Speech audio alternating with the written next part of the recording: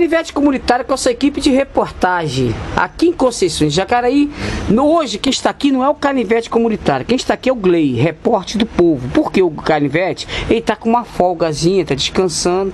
Então aqui quem está é o Gley, repórter do povo. É um repórter que gosta aqui de Conceição, gosta de descansar. Então eu pedi para ele fazer essa entrevista com o seu Milton, morador aqui há mais de 30 anos, né? Bom, seu Milton, primeiramente, bom dia, seu Milton. Como é que vai o senhor? Qual é o nome do senhor todo, seu Milton? O nome do senhor todo? Milton Rebelo da Costa. O Milton Rebelo da Costa. Ô, seu Milton, primeiramente, bom dia. É uma grata satisfação em chegar aqui em Conceição de Jacaraí, e ter como símbolo aqui de Conceição de tranquilidade, de paz, nesse local abençoado que a cachoeira está aqui, verde em sua volta, e foi feita aqui essa localização perfeita para um descanso realmente. E o seu Milton está aqui para conversar um pouquinho, porque o seu Milton, para mim, além de ser morador que tem vários assuntos, um dos assuntos maravilhosos é que ele é uma lenda no futebol carioca. Ele vai contar algumas coisas maravilhosas que nenhum escritor tem. Pode até ter algum parecido, mas se tem, copiou do seu Milton ou está próximo ao seu Milton. Tudo bem, seu Milton? Como é que vai o senhor? E aí, seu Milton? Fala um pouquinho da sua vida. É melhor a gente nem falar desse ponto, que no momento está tudo bem, seu Milton. E fala um negócio aqui, seu Milton. O senhor é cria da saúde? Sou. E o senhor quer me contar um pouquinho da segunda divisão? Como é que é esse futebol carioca que o povo carioca não conhece? Conhece agora, atualmente? Olha, eu sou de 38, estou com 75 anos. Então, digamos, desde os 10 anos que meu avô foi diretor do Vasco. E ele me levava sempre lá, né? Qual o nome do seu avô? Tu lembra dele? Antônio.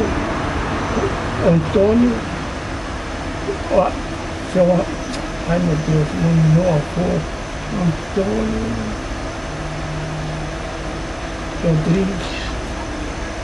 Antônio Rodrigues Soares.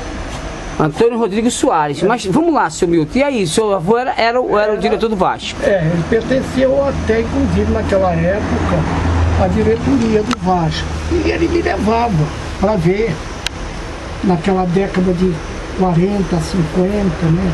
Conheci jogadores espetaculares, como o Vasco em 45, era Djalma, Lelé, Isaías, Jair, Chico, Alinha. Eram tudo jogadores notáveis, tanto que o Vasco, que veio desde 34, 36, foi até 45 sem ter campeonato, de 36 a 45, 45 o Vasco tinha um esquadrão, aliás, desde 44 que teve um esquadrão. Correto. Acontece que o Vasco perdeu a última partida para o Flamengo na Gávea. O Flamengo jogava na Gávea. Muito triste para mim. Já era freguês naquela época? Não, né? Quem? Já era freguês do Flamengo naquela época? Não, né? Não. Eu brinco com o seu vascaíno. O Vasco jogou com o Flamengo em 44. A última partida lá, precisando só de um empate para ser campeão. Aos 45 minutos do segundo tempo, o Flamengo fez um gol que foi discutido o ano todo pelo jogador que nem estava jogando mais, que o Flamengo botou na ponta direita, o Valido. O Valido jogou na ponta direita com a mão. Agora, o juiz deu o gol. Também, se o juiz não desse o gol, ia ser enterrado naquele dia. No campo da Gávea, né? Na Gávea. Entendi. Ele deu um gol 45 e acabou o jogo e correu pro vestiário. Dentro do campo da Gávea tinha 45. Esse. Ficou entre a cruz e a espada. 45, o Vasco foi campeão invicto. Ganhou tudo. Maravilha. O senhor lembra do time ainda, do 45? Do Vasco era Rodrigues, Augusto e Rafa Neves, Zarzu, Daculto e Argimiro. A linha foi do Vasco, foi Djalma, Lelé, Isaías, Jair e Chico. Lelé, Isaías e Jair era o trio, os três patetas. Eles vieram do Madureira para o Vasco. Madureira fornecia muitos jogadores. Ah, entendi. Até hoje tem alguns craques. Lelé, Isaías e Jair. O Lelé tinha um chute estúpido, né? E o Jair da Rosa Pinto também. Ah, tá, do Lari. E o Isaías era um negão grande à beça, um grande centroavante, mas também um grande farrista. Tanto que em 45 ele foi um dos cracão, 46 ele morreu. Cachaça. Ah, Não tinha outra coisa pra fazer. Era diversão. 46. O Vasco tinha o mesmo time, só que entrou o Ademir, Entendi. aonde jogava o Isaías, entrou o Ademir, o Queixada, né? Era um pernambucano, meu Deus do céu. Entendi. Ele, inclusive, em 50, ele foi o artilheiro da Copa do Mundo, Caramba. que o Brasil perdeu. Aí que começa aquela história, aquela polêmica que poucos sabem na realidade o porquê que o Brasil perdeu esta Copa do Mundo aqui no Brasil, seu Milton, na sua opinião. Para mim, o Brasil só perdeu por uma coisa só. Aliás, por duas coisas. Dois erros estúpidos que o Brasil teve. O primeiro, quando o Brasil ia jogar contra a Suíça, tudo era contado a pontos perdidos. O Brasil tinha que jogar no Maracanã mesmo, não levar o jogo para o Pacaembu. Segundo, levou o jogo para o Pacaembu, tirou o time principal e botou uma porção de paulista para agradar. Empatou o jogo de 2-2. Era político isso? Tinha algum político na época, não? Muita política. Queria agradar quem exatamente? Não tinha nada, Copa do Mundo não se agrada a ninguém. Entendi. Era decidir, logo liquidar tudo. Decidir, era aqui. Nós, todos os jogos, todo jogo era para ser aqui. E todo jogo foi vitória. Nós ganhamos a Espanha de 6-0, a Suécia de 7-2, e fomos ganhando tudo. Ganhamos o primeiro logo, foi o México de 4-0, só ganhava de goleada. Que era o destaque desse time? Destaque, a meu ver, eram todos um time de super craque, mas tinha um meio de campo, Zizinho e Danilo. Do Vasco? Não, Zizinho era, nessas alturas, era do Bangu, era do Flamengo. Correto. Mas ele quebrou a perna na década de 40, 47, mais ou menos. O Flamengo não assinou mais contrato com ele. Aí ele se tratou e tudo e foi pro Bangu. Correto, foi convocado. 49. E o outro? E o Danilo, né? Cada onde? O Danilo era do Vasco. Agora sim, do Vascão. Chamavam ele de Príncipe Danilo, né? Tá. Príncipe Danilo. Agora, era um meio de campo espetacular, mas a linha o Vasco tinha Maneca, na Copa do Mundo era o ponta direita, só que a última partida o Maneca não pôde jogar. Mas vem cá, vamos voltar a esse jogo de São Paulo. Aí foi um escândalo. Por que em São Paulo? Aí um comentário. São Paulo? Esse foi o comentário, inclusive a sua irritação. Porque foi para agradar os paulistas. Paulista. Correto. Mas Copa do Mundo não tinha que agradar ninguém. Aí chegou lá, o que aconteceu com o Suíço? O time entrou em campo. Aqui, a torcida aqui é uma coisa que não é o do São Paulo.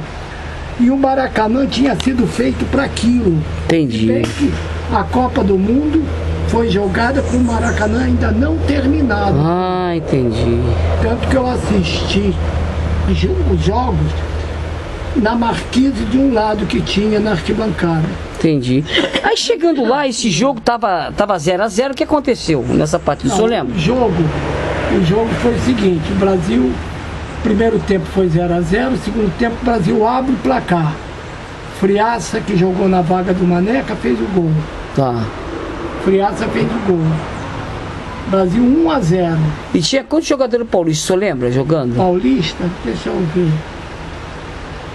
Barbosa, Augusto e Juvenal.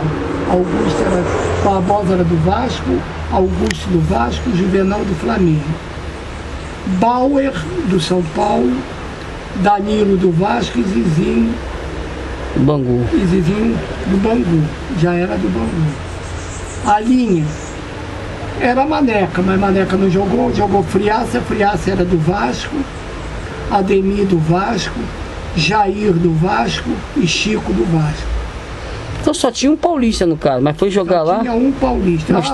botaram no segundo Bauer, tempo.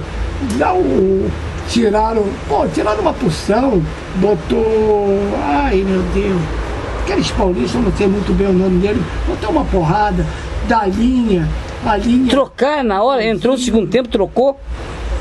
Trocaram, botaram 4 discretos paulistas lá. Tá, aí o que aconteceu? Chegando no jogo 1x0, primeiro tempo, segundo tempo, os caras. Tempo 0x0.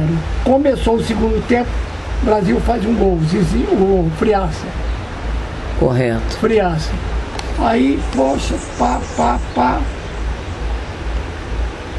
Aliás, eu tô falando do jogo final do Brasil. Isso. Não, qual é o jogo? O jogo contra a Suíça. Que o Brasil lá em São Paulo, que ele botou os paulistas. Nós estávamos perdendo 2x1. Empatamos 2x2 ainda. Com um jogador paulista, vários jogadores paulistas. Vários jogadores paulistas. Correto. Aí esse foi o único pontinho que perdeu, que fez falta. Perdeu. Depois perdemos a decisiva contra o Uruguai. Mas se por acaso ganhasse... Nós seríamos campeões se não perdesse esse jogo. Correto. Porque o Uruguai perdeu da Espanha. Entendi. Então o Uruguai entraria com 2 pontos perdidos, que naquela época contava-se 2 pontos. Correto. E o Brasil entraria com 0 pontos perdidos. Entendi. Mesmo que o Brasil perdesse, ganharia por vitória. Ia falar em gols averês. O Brasil tinha 19 gols a mais. Entendi. Nem em basquete era capaz de não ganhar. Entendi. Com uma vantagem de 19 gols. Brasil... Correto. Aí o Brasil perdendo, chegou que perdeu 2x1. Perdeu 2x1, o Uruguai foi campeão. O senhor me falou um fato interessante. O lateral não bateu, não encostou. Isso aí foi ridículo. Quando nós jogamos contra o Uruguai, o técnico era não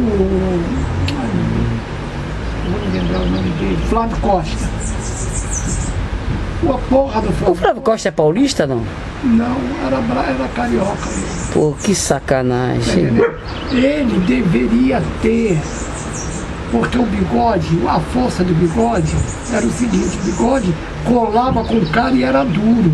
Dava pancada, qualquer coisa, o Bigode dava aqueles carrinhos. Correto.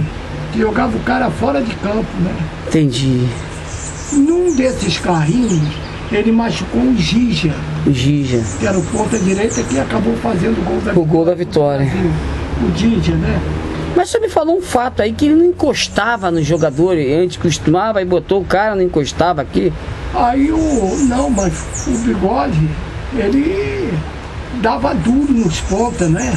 Isso. Dava duro. O único ponto é que ele nunca conseguiu segurar, tá entendendo? Foi o Garrincha. Tá. Mas nesse jogo, o que aconteceu que o senhor achou que a causa principal dessa perca? Que o Brasil perdeu? O Brasil entrou todo mundo cansado, todo mundo na farra de sábado para domingo. Eles chaparam. Eles contavam com vitória. Tava tudo certo já. Já tava tudo certo. Caramba. Contavam com a vitória. Churrasco, cachaça. Jogador. Mulher. E não era para ter nada, porque era o seguinte: aonde eles se concentravam era num lugar para cima. Quando foi na véspera aqui do jogo, se concentraram lá em São Januário. Ali perde tudo ali, da cachaça, prostituição. Entendeu? Então, o jogador do Brasil não jogou o que sabiam, não. Entendi. Aí os caras com raça. Foi. No segundo tempo, porque o Uruguai, basta dizer o seguinte: o Uruguai ganhou aquela partida, depois ficou anos e anos sem ganhar mais nada do Brasil. Correto. Daremos continuidade a essa reportagem na próxima fita.